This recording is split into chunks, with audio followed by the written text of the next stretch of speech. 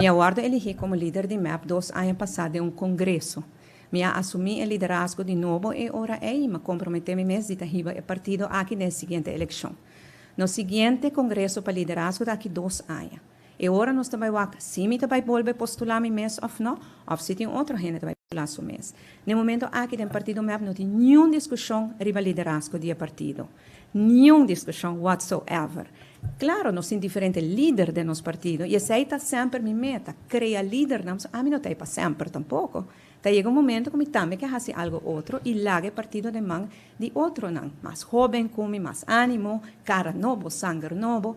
Que essa está sempre minha meta. Que como eu mais gente está profilando mesmo como líder de MAP, essa está minha meta. Essa está o qual para mim é importante.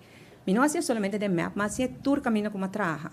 Não está a mim só, está profilar, me está só para mais gente profilar, para só me saco dia, me vai e outro gente me se queda aí. Essa é a forma responsável de actuar.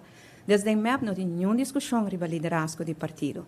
Não está de dia aqui, sobre o aspecto de tratamento de lista, sempre aceita bem com pouco tensão, e me sabe também que a gente gosta de especular, mas o partido MEP não tem quebra, não tem rabiamento, não tem discussão, não sabe nosso partido mais grande, não sabe nós somos vitoriosos dia 6 de dezembro, e não sabe que a união está nos força.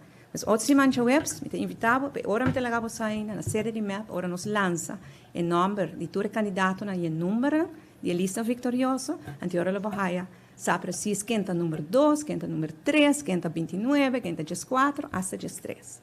Pero para agora que não, para o liderazgo de MEP, não tem nenhuma discussão.